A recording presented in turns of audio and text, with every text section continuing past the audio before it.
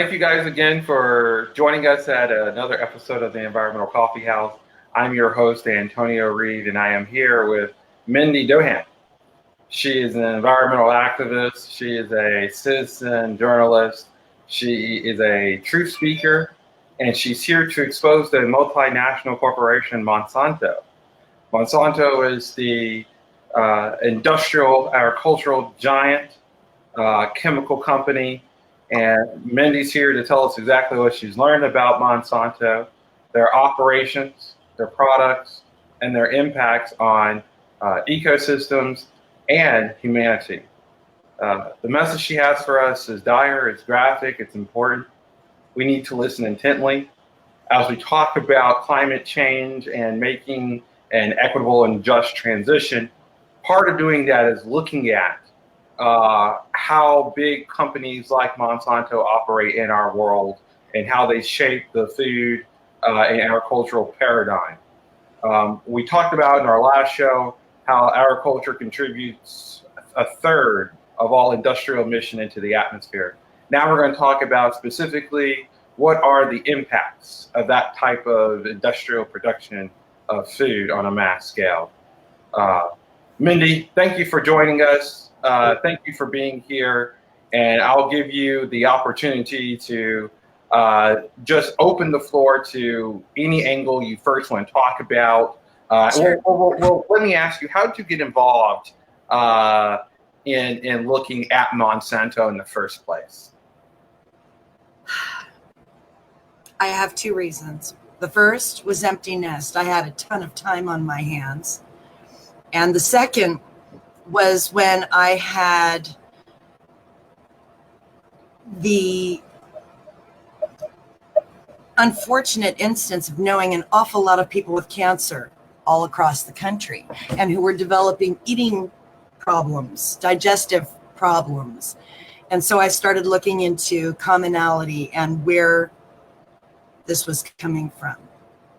And ultimately, it leads back to what are the ingredients that the grocery manufacturers are putting into our food, what pesticides and herbicides are currently on the market, and how they're affecting the general public. And the results, the prognosis is not good. Monsanto has been in business now for over 100 years. They were first organized in 1901. They are responsible for, and I'm going to just read these off really quickly, if you don't mind. No, please, take your time. Okay. The first one was saccharin, that sweetener that seems to cause cancer in test rats and mice. And actually, it's been around long enough so that we know it's a cancer-causing agent today. So saccharin was the number one that Monsanto came up with. The other one was PCBs, more cancer-causing agents. Polystyrene, which absolutely never, ever degrades. The atom bomb and nuclear weapons, they're responsible for the chemical mechanism that actually released the trigger of, for example, in World War II, Fat Man and Little Boy, which were the bombs we dropped on Hiroshima and Nagasaki. They had a hand in that. They had a hand in DDT, which was supposed to be, I believe, mosquito. Yeah, so that polio spreading mosquitoes could not infect our population. And that was actually banned in 1972 in the United States. We're not allowed to have that. But the other one that's part of it is one of the precursors to Agent Orange, which is dioxin. And we are finding that globally, the percentage of these chemicals within our own bodies is grossly affected by just the sheer mixture of chemicals that are available through our food supply today. And And what are the other products that Monsanto has brought to the world, industrial, commercial, and retail? There we go. Agent Orange, which is still caused reproductive harm in the American soldiers who were exposed to it, as well as the Vietnamese, who are still giving birth to grossly deformed people. And those people then are cared for, of course, and what have you, but they're not able to live meaningful lives as a direct result of that particular chemical being used during the Vietnam War. The reports, let me just add very quickly, but the reports coming out of Vietnam in the form of Indochina are absolutely horrific in terms of the amount of chemical toxic exposure people had been exposed to. I mean, the reports coming out of the World Health Organization today are that there are more radiation sickness and toxic poisoning deaths than were in Hiroshima and Nagasaki after the dropping of nuclear weaponry from the United States in 1945. So people really have underestimated the fact that Indochina was doused with intensive chemical warfare during Vietnam. Yes. And Monsanto, like you say, was at the center of that. There are, and there was another one that I would need to look up because I want to make sure I've got my facts straight before I go. Is it Agent Orange? It's not Agent Orange. It would be the chemical that was used actually in the gas chambers in Germany during World War II. That particular chemical has recently made it back into our food supply here in the United States as well. Oh, wow. And I'm not sure which chemical, so I'm not going to try and even hazard a guess at this point. So Monsanto is a $1 trillion company. It's a multinational corporation. Can you tell us where its scope is, what countries that it's involved in? Is it just here in the United States and a few countries like India, or is it really prolific? No, but if you go through the evolution of what influence Monsanto has in our government starting in the 70s and leading up to today, it opened the doors for these things to begin happening at all. For them to be using their Roundup spray, for example, on everything. Almost. So Roundup is a very popular product. I mean, my family's used Roundup. I mean, everybody, their mom, dad, and uncles use Roundup. Can you talk a little bit, before you go on, can you just talk a little bit about what this Roundup product is? Okay, Roundup is a product that its main chemical component is glyphosate. Okay. And it was originally designed to be, and here I may mispronounce this word, but a mineral chelator in the soil, which meant that it would bind the minerals together in such a way that the plants could no longer access them, which renders the plants unable to take in water, moisture from the soil. They die. Okay. You know, I've heard, and there's been studies that say, I'm a beer drinker. There's been studies now that released that there's been glyphosate found in 95% of all alcoholic beverages.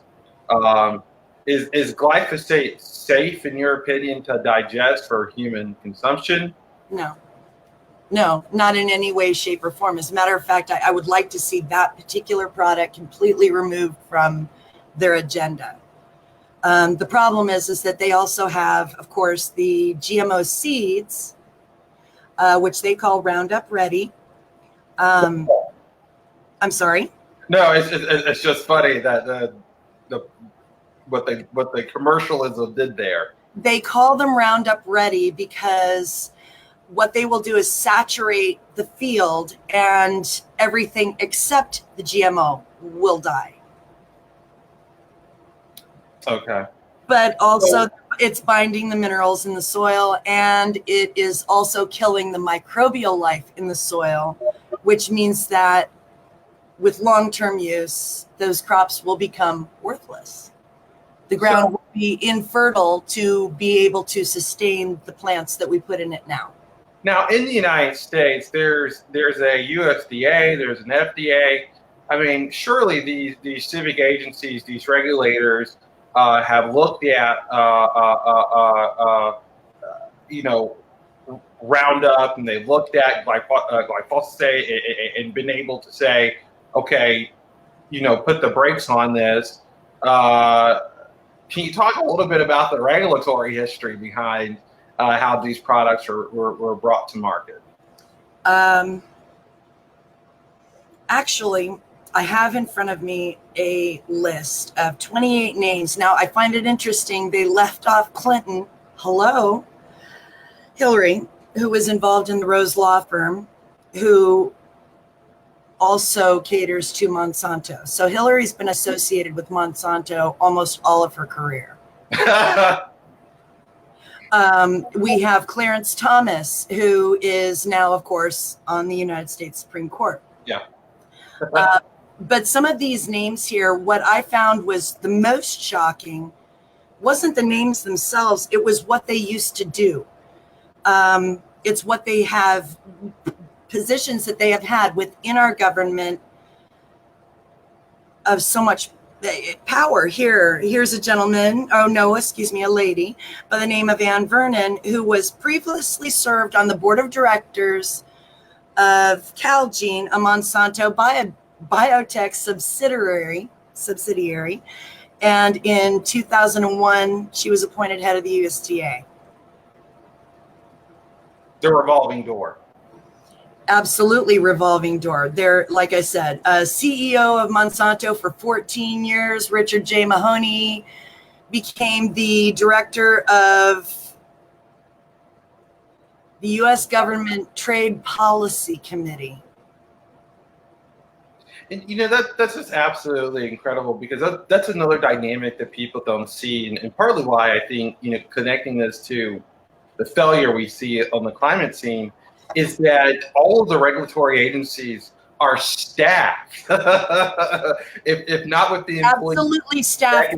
Exactly the opposite of what we need. It actually started in the 80s because they wanted to patent something, or they wanted to patent organic life. I remember this very specifically. They wanted to patent organic life, and we told them absolutely not. Because then everybody's going to patent something, and Now, what do you mean they wanted to patent They wanted to patent corn. They wanted to own the exclusive rights to that crop, and the country told them no. It was like 88, 89. But with all the deregulation that we have had, at this point, we have the ideal dream team to poison all of us simultaneously. I'm not trying to sound like a conspiracy theorist, but it is sprayed on most of the crops that we eat. Grains, for example, need to dry on the stalk before you can harvest them. And so instead of creating a GMO wheat, Monsanto simply sold it to the wheat farmers of regular crops as a way of getting it to die earlier so that they could maybe get another crop even in the same season. And what they would do is they'd spray it evenly across the ground, and then the harvesters come through and collect all that wheat and send it directly to the mill with absolutely no attempt to remove that glyphosate from that product. So suddenly you have pretty much all bread. At this point, it's not gluten intolerance, it's glyphosate intolerance. And that's because we're being fed massive amounts of it raw. So that's quite alarming because you think about in the United States. So some people might have missed the point here, but in the United States, most of the animal feed that's used for poultry, used for beef, is is corn. It's corn. And so the meat is ingesting this at massive amounts. This is, and so have there been any studies on the impacts of, I hate saying this word, glyphosate on the human body? Yes. Well, there's recent court cases. I'm keeping an eye on that. California has put it on the cancer-causing agent list, which I love. It's honest. And they did everything they could to ensure that it didn't make that list. But they failed miserably. They actually went out there and said, really, look, you can drink it. Oh, wow. And then someone genuinely offered the man who had been the public image for that particular comment to drink it. And they have him on film going, are you fucking crazy? I'm not stupid. Jesus. I'm thinking he kind of was for even admitting that on camera. So, but we're not. I'm not even done with my dirty dozen, dude. We're only on petroleum-based fertilizer. So, and their Roundup Ready crops, which consists of corn. They created a sort of a hybrid. This is where the genetic modification came in. They took the genes from a Roundup tolerant bacteria and spliced it together with the corn plant, rendering that corn its own legal pesticide within the patent office. So I just want for our viewers to understand, you're saying the corn itself is a pesticide? Yes. It's a standalone pesticide registered with our patent office as something that is significantly different than the original. And that was it. That was enough to make that happen. But the thing is that many scientists within our government, within the USDA, within the EPA, also previous Monsanto employees. And you start putting it together and you realize that these are the ones that are actually buying politicians. Now, I just want to be clear on this because people eat corn. Are you saying that the corn that people are eating is a pesticide? Yes. It creates its own chemical compound called Bt toxin. And Bt toxin in very small amounts is usually not harmful to your biology. Now, when you talk about small amounts, now that's very interesting because one food that you eat happened to have a little bit on it. But corn syrup, starch. Corn is in everything. Everything we eat has some type of sugar, and usually it's a derivative of corn. All of our livestock are fed on corn. So we're not having little amounts. No, it's in everything we eat from the top down. It's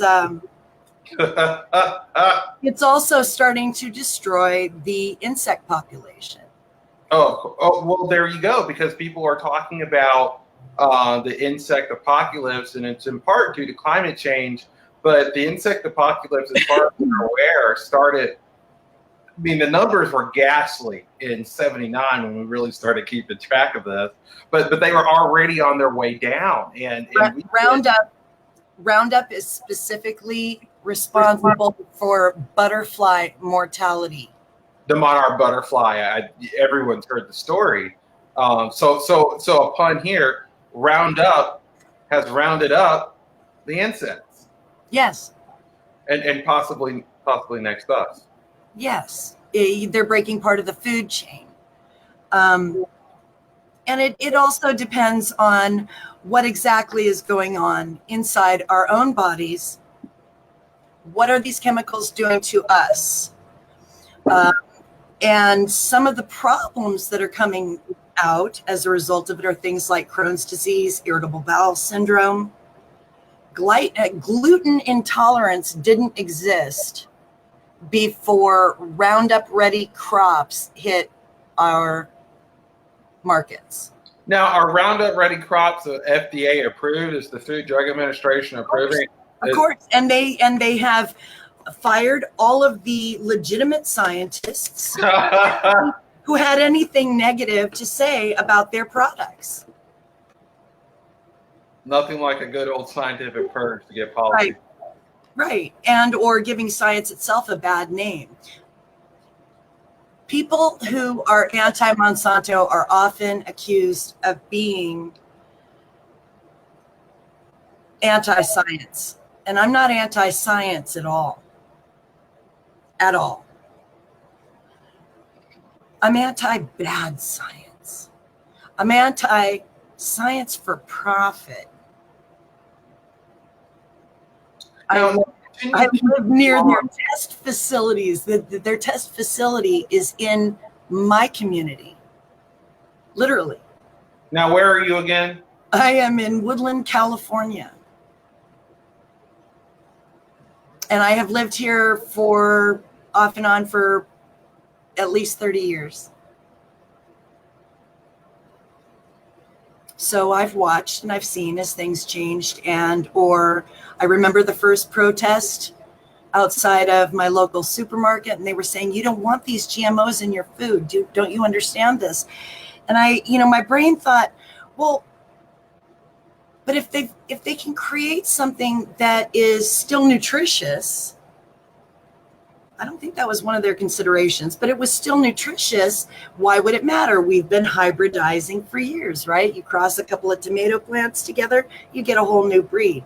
But this is not the same. This is on a microscopic DNA level that they altered the genes of these plants in order to produce Bt toxin or be resistant to the product glyphosate. Now, you're also telling me that, they're not only genetically modifying plants to be resistant to the chemical pesticides, but they're also genetically modifying plants and doing splicing of species.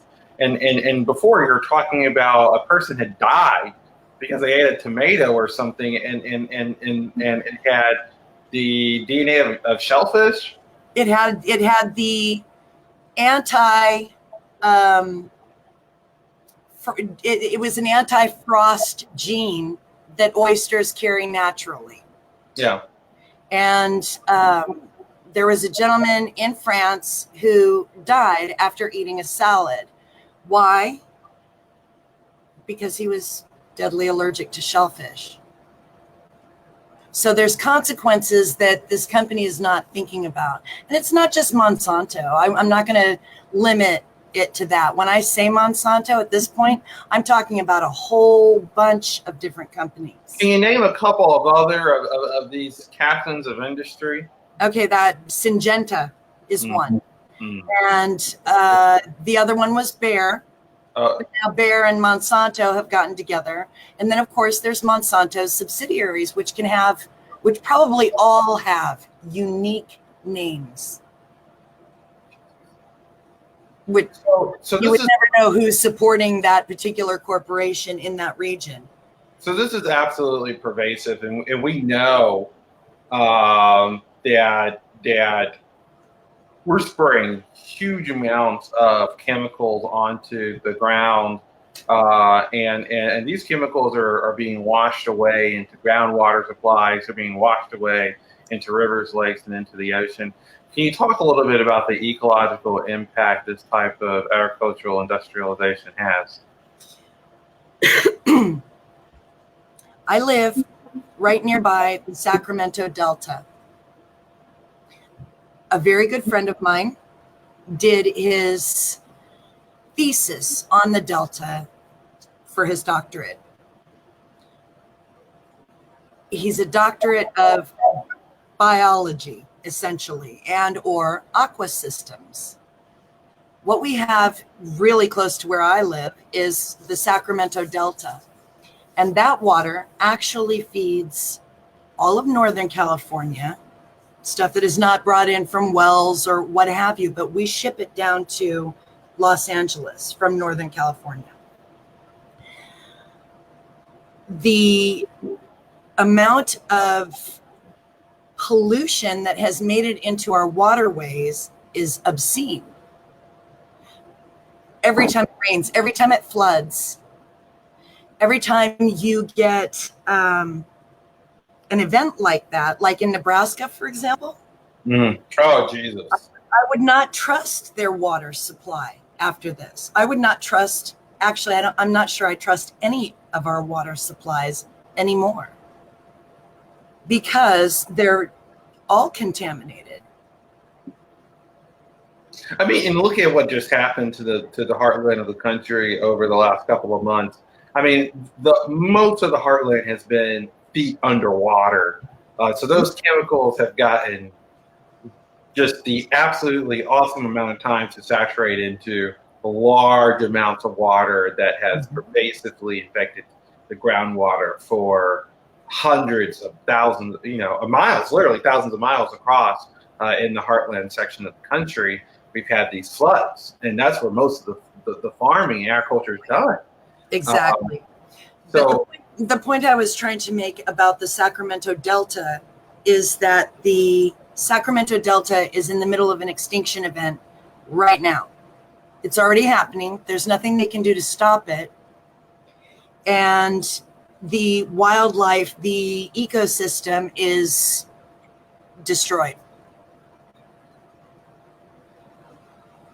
So what you get is more flooding, and you don't have a way to biologically sequester it at all. We lost the battle for the Delta.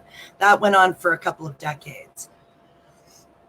So doing this, what has been the impact? You're talking to me, and maybe it wasn't Monsanto related, but you were talking to me about what's happening to frogs because of their exposure to some of these chemicals. Can you talk to our audience about what's happening to some of the frogs? Yes. Personal hero of mine, Tyrone Hayes. Look him up on YouTube. He's an incredibly bright man. And he was a professor at Berkeley.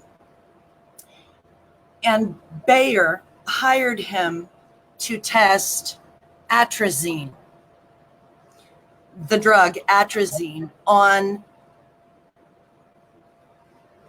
biology.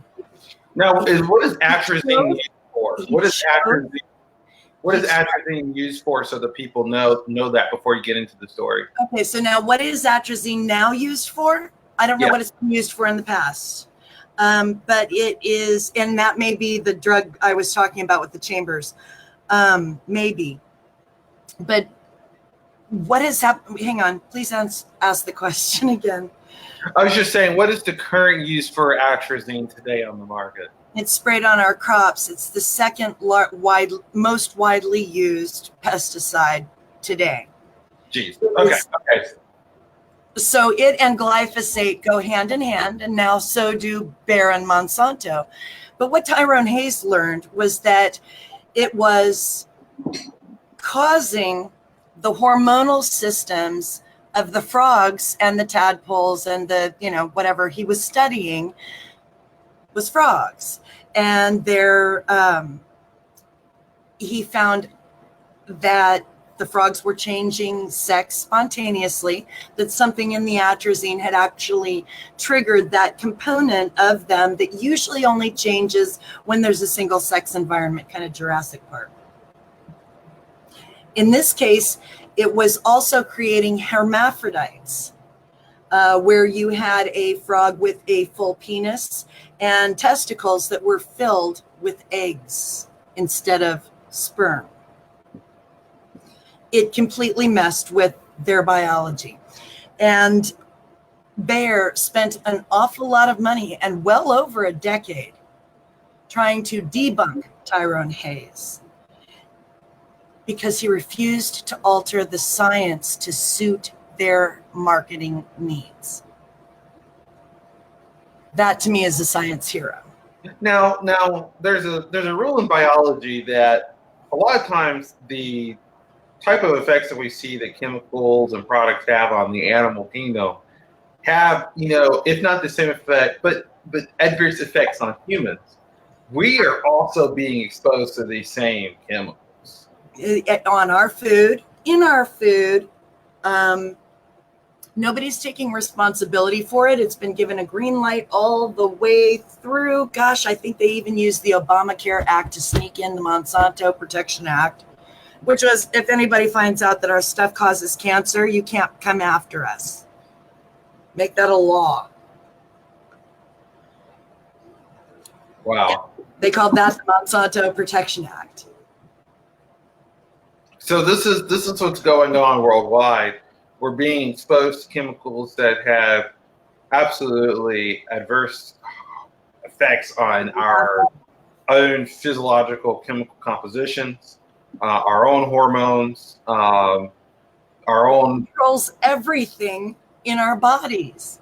Without our endocrine system, it doesn't make any difference whether it's male or female. It needs to be able to release chemical combinations in order to regulate our bodies, in order to regulate our immune system properly, in order to regulate our mental health, in order to regulate our physical health. So you've got so many factors that drugs like atrazine are forcing into our chemical makeup. Yes. Did that make sense? That's horrific to accept and to understand. That is absolutely horrific for our audience to accept and to understand. That we are on a daily basis being exposed to chemicals that are affecting our very composition. Yes. Yes. And that has that has long-lasting impacts on who we are, on generations to come, due to biomagnification and things of that nature. So Monsanto is leading the way on this. Are they conscientious? Do they know that their chemicals? Do they know that their products have these type of impacts? Or yes, yes, absolutely. I remember watching a Bernie clip once of him in Congress defending against adding bovine growth hormone to cattle, especially to milking cows, as a way of encouraging them to produce more milk. Unfortunately, the repercussions of this growth hormone is also to cause mastitis, which is an infection in the udder or the breast, depending on what species you're talking about. So this mastitis, the only way to cure it is by selling massive amounts of antibiotics to the cattle feeding operations that are implementing bovine growth hormone. That's so funny that you mentioned that, because I just recently heard that the biggest consumer of pharmaceuticals is the agriculture industry.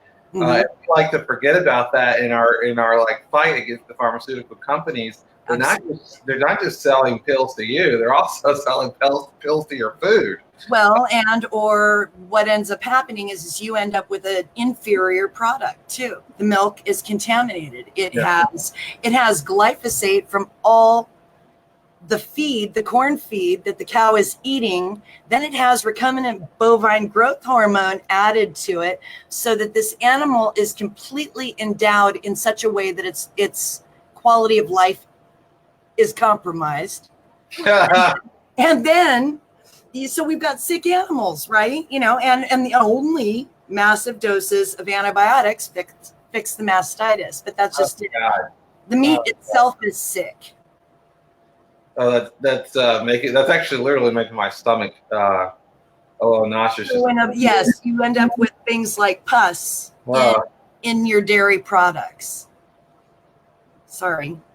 It's hard to, I'm the climate doomsday guy, and here you are telling me something that is making me. And they've been doing it for 20 years to us, so, oh my God. It's just a really disgusting problem. We industrialize, produce these animals for slaughter, and in that process, we're feeding them the worst type of chemicals that you could imagine. And then as they get sick from these chemicals, we shoot them up. with pharmaceuticals, and they're making dough left and right off of the product. It's for profit, and they make a deal with each other. But I remember Bernie was the only member of Congress that was actually saying, "What the heck do we need that for?" So if you're out there making fun of vegans, vegans are getting the dose obviously too, but if you're a meat eater, that has to be a form. And if you know that's happening to your meat and you eat meat, that's almost an argument, I would say, for suicidal action, because you have to know that eating that type of chemically induced laced meat is going to lead to serious health impacts. It most likely will lead to serious health problems. Jesus. So, their bovine growth hormone is just one. There's also I'm a meat eater, so I'm talking about myself here too. Oh my God! Okay, good, because me too. Yeah, I'm going. I mean, we're all straight off the cliff. I mean, because I confess, I'm sorry. It's hard. I hate the industry. In part, it's hard to believe that actually the food could be so toxic that when you really talk about these things, and this makes sense though, because we were just talking about in our last show, growing meat puts a huge amount of emission into the atmosphere because it's an overburden. But in order to achieve that overburden, this is what you have to do. You have to have Frankenstein food. You have to have beef-eating, glyphosate-laced corn, and with the beef gets and pork, all of it. You have to shoot them up with big pharma antibiotics to the hilt, and then you have these rapid, like you say, growth hormones that are injected so they can keep the market afloat. I mean, This is absolutely so, and obviously children are being exposed to this, because women have to breastfeed their children, but not only that, I mean, these chemicals are in the woman's body when she's pregnant. So when she's lactating. Are there impacts on children? What? Have there been impacts on children or anything like that from these growth hormones? To be honest with you, I have, this is personal observation only in this particular community. Okay. And like I said, Monsanto has their test facilities here. So I would not be surprised to learn that they had introduced something into the local and just to see what the effect was. But we had, in my daughter's class, there was about 5 or 6 kids that we knew that had gone through precocious puberty. And what grade is your precocious puberty? What grade is your daughter in? When this started happening? Yes. 3rd grade. 3rd grade. 3rd grade. That's about 8, 7.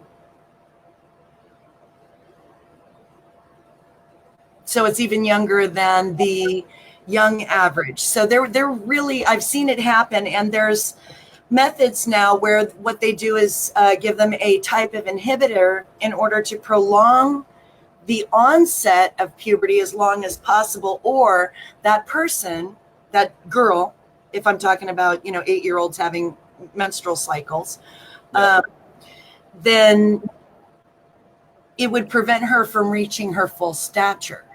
Oh, wow. She will stop growing as soon as that menstrual cycle begins. And so, you've got the potential for kids to be stuck at, dwarfism. Not dwarfism. That's a little extreme. But just, in other words, not being able to reach their full potential. And we have just unleashed this onto the population. This is an uncontrolled. And that's, that helps, I think, also get people to understand what's happening in the climate. Of course, the climate's out of control. Look at what else is going on. I mean, this is how industry operates in our world, with extreme externalities. I mean, Monsanto has to be fully aware that these chemicals have, at the very least, adverse impacts on ecology and human health. That's not stopping them. What their concern is, this is the amount of quarterly profits we have. This is our projected profits. Let's get it. That's all they want is profit. They want to own the world's food supply through the seeds. But that's, in their world, it's all one big monocrop, and we all kind of have no choice. But cotton's actually included in one of their Roundup Ready crops. So we're getting it. Question I wanted, Mindy, as we kind of, we're going to keep on letting ask you questions, but I also want to bring the audience in here. We got a question from Sandy Arctic. Isn't glyphosate banned in Canada? I do not know if it is banned in Canada. I have only paid attention mostly to the region that I live in, and or California. But I know that in France there was that France actually banned Monsanto themselves, as well as all of their products. They burned the fields, they burned the facilities, and absolutely refused to participate in any way, shape, or form with this newfangled thing. Then you have stories of farmers in India whose crops failed and who were so enormously in debt in order to purchase the glyphosate, the seeds, the whole Monsanto package. But here's where it gets really sad is there was over 100,000 suicides by Indian farmers because they would be in debt for the rest of their lives, and the only way to free their family of that debt is to kill themselves. Is to kill themselves, yes. And so some of them drank it. Some of them, whatever, they died. So let me ask you, or let me read this comment from Gregory Mollard. Monsanto has been banned in the Philippines. They have a 100% organic food supply there. They have strict food safety policies in the Philippines. You were taking on this issue of organic food, and organic may not necessarily mean what you think it means. Can you talk a little bit to that? To what organic means versus GMO, or because organic all by itself, the basic definition is something that was living. It's something that is alive, and we don't create that spark. So it was alive and is now dead. That's, animals living out their lifetimes. But then you have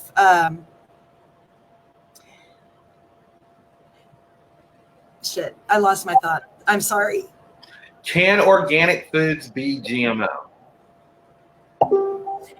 I think they can be called GMO, or can be called organic, even though they're GMO, if pesticides weren't used. But that's, of course, impossible because all of those crops are Roundup ready. So no matter what we do, we're kind of screwed unless we shut this company down. That's what really needs to happen. And it's not just Monsanto. Yeah. It's Big Agra entirely. And their willingness to kill in order to make a profit. That's where I got really seriously active. Cindy from the Arctic asked, back to the corn, the bugs die when they eat the corn. Bugs die when they eat the corn, yes, because it is its own standalone pesticide. Glyphosate is. Roundup. But also, the corn itself produces some. It's both. Does that answer? I think that does a really good job answering that question. Okay. Mike says that BT bacteria causes the bug's digestive tract to rupture. That's entirely possible. Yes, I believe that's true. Okay. I'm not a scientist, and I don't claim to be one. It's just what I'm sharing with you is all these little bits and pieces, these facts that I've learned along the way while trying to figure out what the fuck was up with cancer rates. Oh, sorry. No, you're fine. We're broadcasting. It's no big deal. but that was what really concerned me the most. And I started finding out about it, and then I started talking about it a lot. And there were quite a few people who they saw my information as being just focusing on negative things instead of positive things. And so I've caught a lot of flack for knowing what I know. Isn't that weird? Yeah. Well, I think we very much appreciate your citizen activism because, you're getting out there a very important message. As we talk about making an equitable and just transition, how we grow our food is going to be at the center of that conversation. And what I certainly don't want in the future are companies like Bayer, are companies like Monsanto having a monopoly over the production of food. And they're producing this food that really questions really basic human integrity and could be very well crimes against nature, crimes against humanity. I think it's gone that far already because, again, their goal is only to sell more of this chemical. But it's contaminating the soil, it's contaminating the water supply, it's contaminating everything. It has to go. We need to weed big agra out of our government and replace. We weed them out and replace them.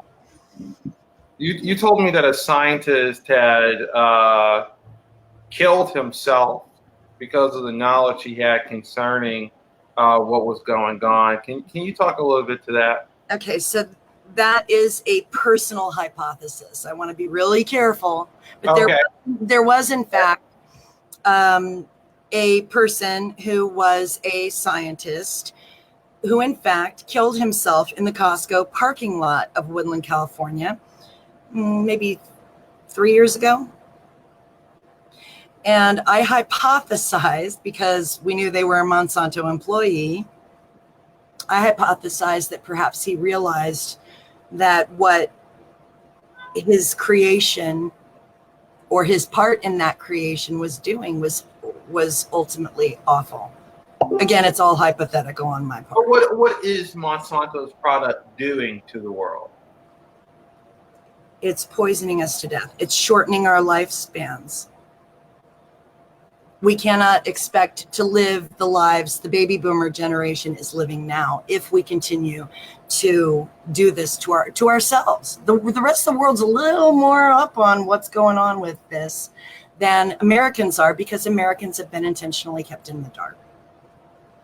I mean, I can't imagine, though, we've been exposed to now decades of chemical toxins in our food, water, and air. Mm-hmm. I doubt that there's anything we can do for the current generations living today. I mean, they're going to have to suffer traumatic health experiences as they age. And I'm talking about myself here. I mean, I'm 25 years old, turning 26. Right. I know full well that my body, particularly here in the South, I mean, we are as corporate franchised everything as you could possibly be. And I know that in my water, in my air, in my contact with nature, it's mostly a chemical contact. Yeah. I'm always in question. There's a thing here. People where I live in Winston-Salem, nobody drinks tap water. Everybody knows that the tap water is a no-no.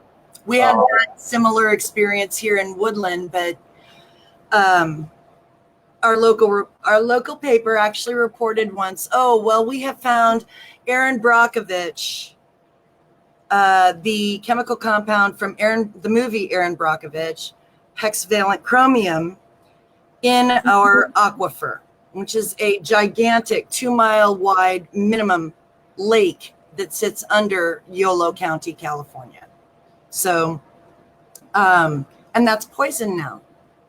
And the local paper, the Daily Democrat, tried to suggest that it was a natural occurrence and it was only because of drought for a couple of years that this elevated levels of this non-naturally occurring chemical compound had made it into our water table. And I asked them who's going to clean that up immediately. And they said, no, it's really not as big deal, and we just have to legally tell you. And I said, it's not natural. And then I went over to Erin Brockovich's Facebook page and said, "Hey, Erin, check this out." And she came back and ripped the new editor, the newspaper editor, a new one on what the realities of this were. So I know that they're controlling the media in this community particularly. Well, I mean, corporate media in the United States is de facto state corporate media, because right. we know that from they seeing get their stories from somebody a little higher up somewhere else, what have you. But yeah, ultimately it trickles, the information trickles down as false and stays that way even in our local community. So this is really asking on the part of people, because people are talking about solutions.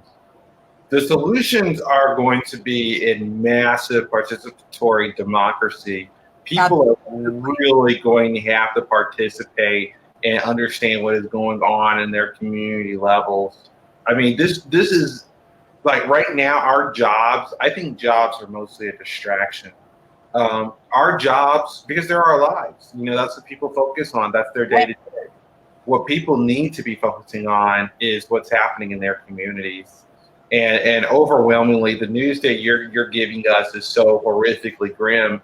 I mean, what the hell is it to live through the climate crisis if we can't live through the chemical crisis? The best solutions that I could come up with regarding some of it would be grow your own. Don't use any Miracle Grow. Don't use any glyphosate, the Roundup. None of it. Don't use any of that. There's ways to, you can look up organic farming online and find lots of key little ideas that you can use to deter pests from invading your crop. So I remember growing up as a kid, and because I lived in a typical like cookie cutter suburban neighborhood, right, where we have a homeowners association and everybody's concerned about having like manicured lawns. And it was common, the go-getter suburban dad with his Roundup, reading out. looking like a gun pistol almost.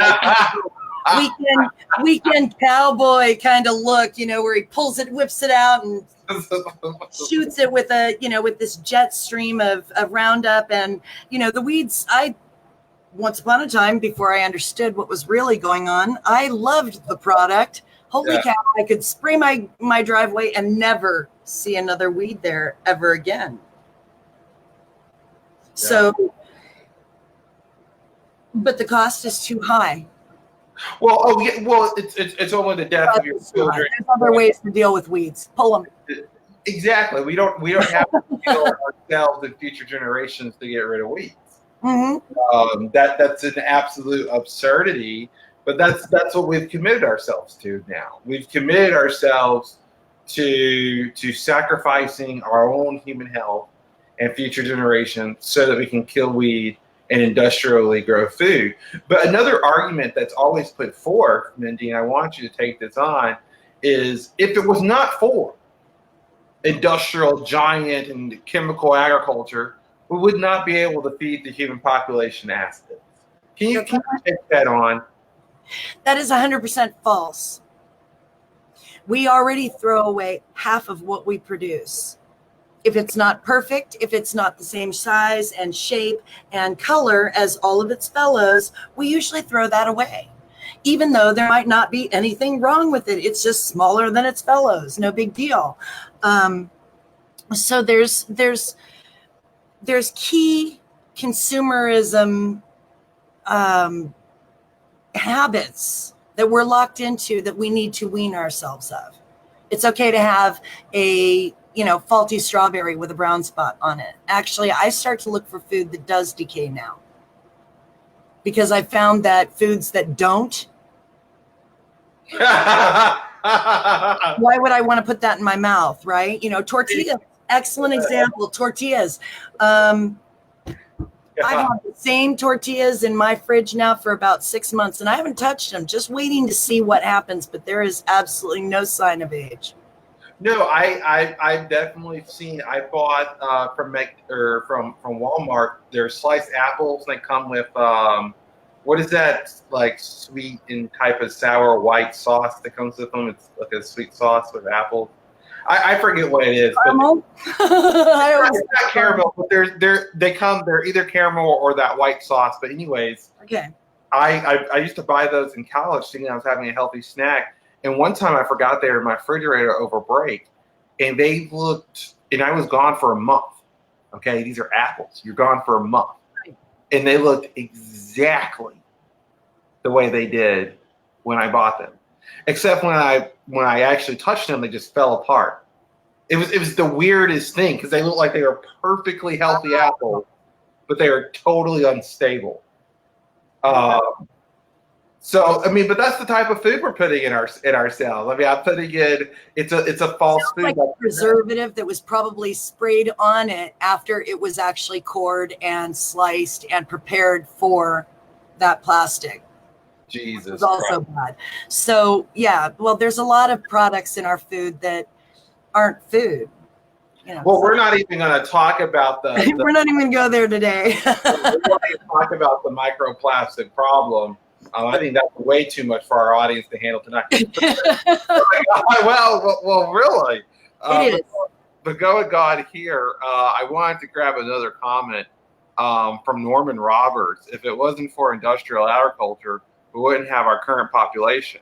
Think of that. Maybe we could have kept our population low enough to slow down climate change. That's not true. Actually, birth rates have gone down, and that's globally, by the way. I was reading that one this morning. But I did it again. Sorry.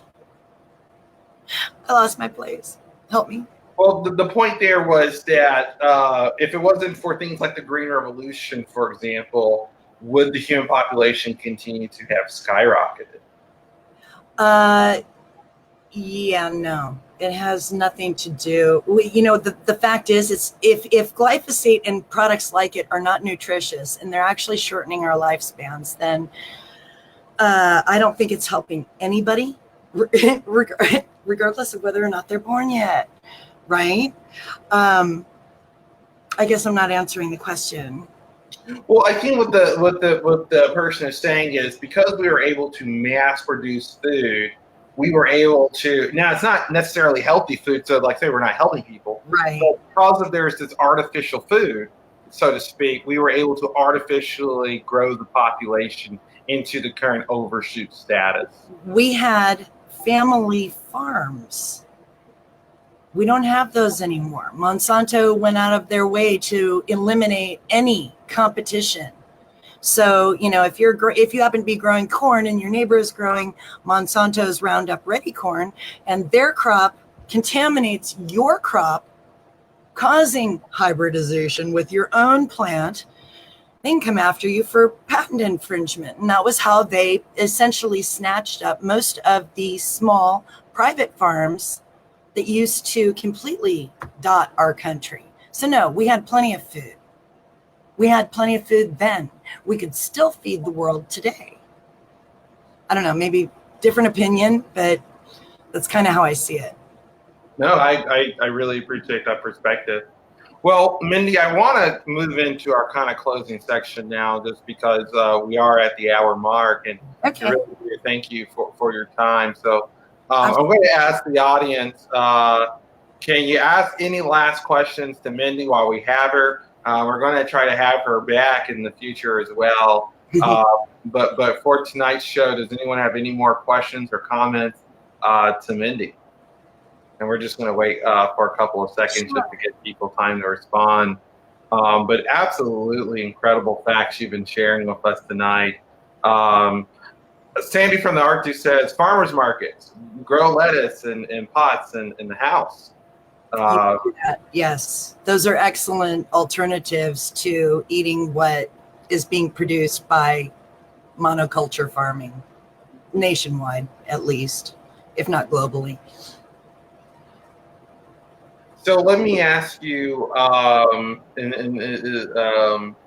one thing about hydroponics versus aquaponics. Can you say something about that? Because people are talking about, oh, we'll just get into hydroponics as the near future. Hydroponics is a closed system where your food is grown in a chemical soup. Okay. And it's not necessarily that it's bad. It's just that plants that are grown in those chemical soups become very dependent on them, sort of like they do with Miracle-Gro. It'll really boost the plant and like steroids, and you end up with these beautiful flowers and these beautiful blooms. But if you don't keep applying it as a fertilizer, the plant withers and dies after one season.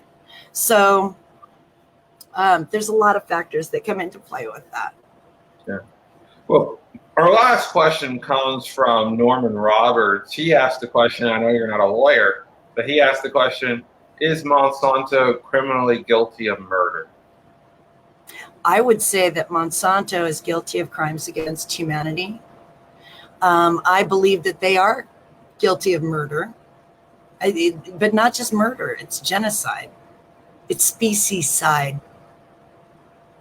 It's ecocide. It's ecocide. They didn't make it to be nutritious, for example. So we don't know what the nutritive equivalents are, for example, in the corn or soy or all their other products. So Monsanto, in your mind, really is a, if not criminal, evil company. And they were voted, weren't they voted one year the world's most evil company? Yes, they've been voted that several times, and there's far more knowledgeable activists than I am out there who know these facts as well and can probably actually pull up more concrete information than I've been able to just off the top of my head. Well, before I get leaky gut, we're going to we're going to close out tonight. We're going to thank our audience again for tuning in. Thank you all for joining us, and thank you, Mindy. We thank you for your activism. We thank you for your words of wisdom. We thank you for informing us of what's happening in our world, what's happening with Monsanto. Before we leave, do you have any last words? I do not. Just any of the facts that I have given this evening are all verifiable online at one location or another. You can find them for the information for yourself. I've just kind of memorized a lot of it. Well, ladies and gentlemen, thank you again, Mindy. Ladies and gentlemen, I'm your host, Antonio Reid, for the Rising Tide on the Environmental Coffee House. This has been another episode. Thank you for joining us, and ladies and gentlemen, Godspeed to you, and good night. Thank you.